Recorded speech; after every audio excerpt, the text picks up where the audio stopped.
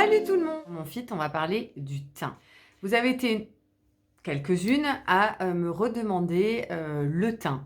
Mais le teint qui englobe aussi pour spécial quadra, spécial quinquagénaire, un teint très naturel, un maquillage qui ne se sent pas, qui ne se voit pas.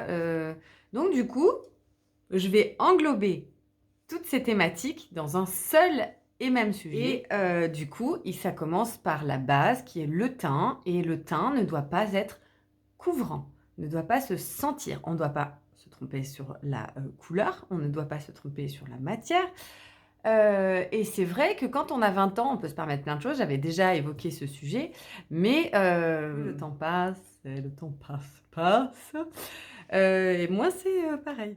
Donc du coup, il faut alléger les matières, trouver plus de la lumière et on peut plus se permettre les erreurs quand on avait 20 ans. Donc, réussir son teint, c'est quoi? Ça restera Nu Skin. Je travaillerai quasiment pour du quotidien, du tous les jours avec cette marque que j'ai. Il n'y a pas de silicone, de diméthicone, donc ce fameux silicone, le diméthicone, qui vient faire un film protecteur sur la peau pour éviter que ce soit trop vite absorbé, qui vient un peu lisser également et qui est difficile à enlever, qui demande plus de démaquillage soigneux et qui aussi dessèche un peu plus la peau. Un fond de teint fluide, hydratant, avec de l'aloe vera, de l'acide hyaluronique, un léger SPF, des réflecteurs de lumière, etc. Donc du coup, il englobe tout ce qu'il faut. Et il s'adapte aussi bien que vous ayez 15 ans ou 99 ans. Donc j'ai envie de te dire, c'est un bingo. Son fond de teint qui sera, pour moi, bien sûr, il y a plein de méthodes, hein, on peut le poser de plein de façons, mais en ce qui me concerne, mon choix se porte sur ce genre de pinceau à teint parce qu'il est plus facile d'utilisation aussi au quotidien, rapide et efficace. Parce que du coup, vous allez pouvoir étirer la matière, en mettre moins, parce que c'est ça aussi. C'est aussi, on n'a pas besoin de mettre la moitié du flacon pour avoir un résultat. Juste une pompe suffit et ça, vous verrez sur le tuto qui suit. L'anti-cerne. Et ça aussi, ça a été une question qui est revenue. L'anti-cerne, pour les ridules, comment je fais? J'ai 40 ans, ça se voit, etc. Déjà, on ne le pose pas au doigt. Poser un anti-cerne au doigt, c'est mort. Quand ils sont longue tenue. À moins que vous ayez très peu de cernes, que vous ayez l'habitude de prendre ce genre de produits. Donc ça, ce sont ce qu'ils appellent des enlumineurs, hein, et c'est très léger comme matière, mais il faut avoir très peu de cernes. Pour moi, c'est plus de la lumière que vraiment un anti-cerne, même si je les adore. Sur des personnes beaucoup plus âgées, je trouve que ça fait vraiment très bien son effet. C'est très efficace. Mais entre 40 et 50 ans, j'ai envie de te dire, si tu en mets moins, tu peux très bien passer sur cet anti-cerne. Donc, j'ai choisi l'anti-cerne de Urban Decay, les Stay Naked, parce qu'avant, j'étais sur MAC, que j'aimais beaucoup, mais ils ont arrêté la gamme Mineralize. Et je n'aime pas les nouveaux. Sorry. Donc, je suis passée sur cette gamme-là, que j'aime beaucoup. En termes de teinte, il y en a énormément. Elles sont très jolies. Elles sont... la tenue est parfaite. Et une fois qu'on les tire bien, on a un rendu très bien. J'ai 41 ans, je ne suis pas de la toute première jeunesse, mais j'ai encore une longue vie devant moi, j'espère. Et je vous assure que le longue tenue faisait très peur et sur celui-ci, j'arrive à avoir un très chouette résultat, lumineux, sans effet de matière. Attention, c'est aussi une question de dosage. Donc pour ça, je vous invite vraiment à regarder le tuto qui suit. Ensuite, nous avons aussi le choix de la poudre. Pour un teint, dès qu'on va mettre des fluides, on est obligé de passer par la case poudre. Mais le choix de la poudre peut tout défoncer. Votre make-up, il peut être tout pourri après. Vous mettez un beau fond de teint, vous avez bien étiré, vous avez mis un bel anti-cerne, vous prenez la première poudre qui passe et vous confondez poudre matifiante avec terracotta, et là, c'est le drame. Ouais. Donc, du coup, la poudre, nous, mesdames à peau plus mature, entre la quarantaine, la cinquantaine, etc. et plus, j'invite, pour celles qui n'ont pas la peau grasse, attention, c'est plutôt cette poudre à l'acide hyaluronique, c'est la marque By Terry. Celle-ci a une couleur légère, hein, C'est pour moi, elle s'appelle Natural. J'aime pas trop la blanche. Elle s'adapte pas à tout le monde malheureusement parce qu'elle peut faire un film un peu gris. Du coup, celle-ci, elle est très très bien. Et selon vos spécificités de peau, votre couleur de peau, si vous êtes plus ou moins mat, vous pouvez prendre une teinte au-dessus. Mais celle-ci, la 200, s'adapte facilement à beaucoup, beaucoup de personnes. Et le fait qu'il y ait de l'acide hyaluronique, on a une poudre hydratante, pas trop matifiante, mais juste qu'il faut, vous garderez un effet glowy. Parce qu'en fait, ce qui ne fait pas naturel sur un teint, c'est l'effet trop poudré.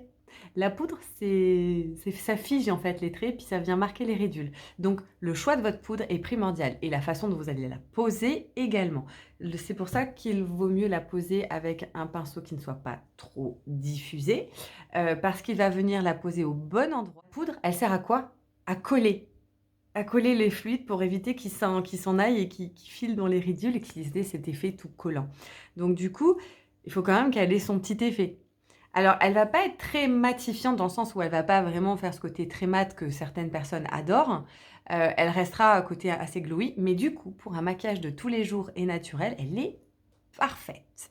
Et pour les peaux des quadras et quinquas et sexagénaires, elle est génialissime. Voilà. Évidemment, donc ça, ce sont les 3 étapes importantes de votre teint. C'est fait le fond de teint, l'anti-cerne et la poudre.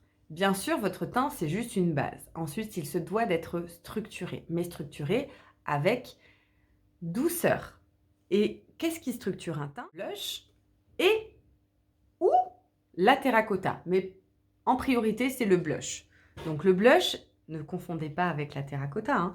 Le blush, c'est ce truc qui fait rougir un petit peu comme ça, qui donne de la couleur sur vos pommettes.